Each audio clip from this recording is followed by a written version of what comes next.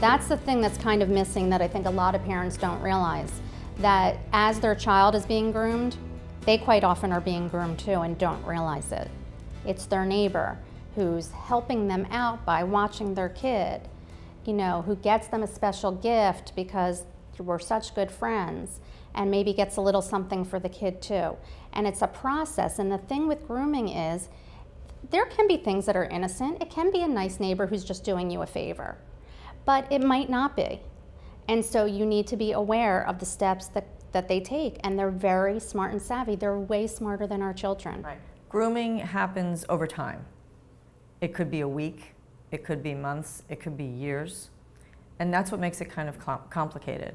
So while they're building this trusted relationship, it's very, very subtle. So it's subtle, and they're very savvy. They know exactly what they're doing, and they will across the way start out with friendship, then maybe start giving some gifts and money, and then they'll test them and see if they will keep a secret.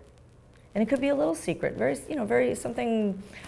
The person is babysitting for the child, for example, and they let the child stay up at night, and they say, "Oh, this is going to be our special secret. Don't tell anybody. I let you stay up late." Now, in the real world, a kid can tell the parent, "Oh, the babysitter let me stay up late," and it's no big deal. But in this case, he or she is seeing, will this child keep a secret? They'll start out with little things, and then they might start holding those secrets against that child and using it as bribes. One of the most important things that I always say in the parent lectures, that if you're only listening to one thing I say, please listen to this.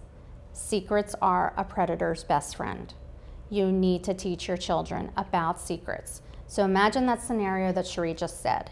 But you've taught your children about good secrets and bad secrets.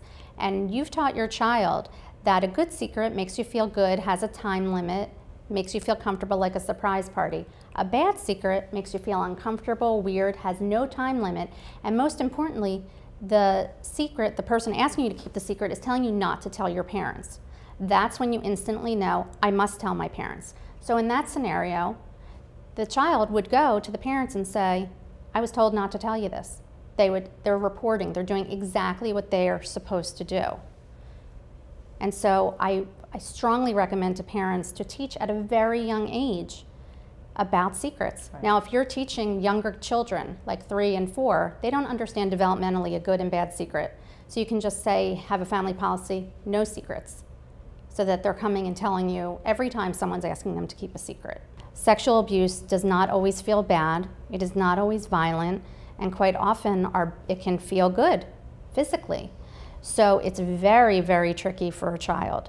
And you know what, the predator is counting on that, because they think if it feels good and I'm telling you this is normal and natural and everybody's doing this. And I'm teaching you, and I'm doing it because, perhaps they say, I'm doing it because I love you. Very, very confusing, to say the least, for a child. There are children who had been abused at a very young age, and then in 5th grade were getting sex education, and all of a sudden are realizing, oh my God, I didn't know I wasn't supposed to do that with my dad.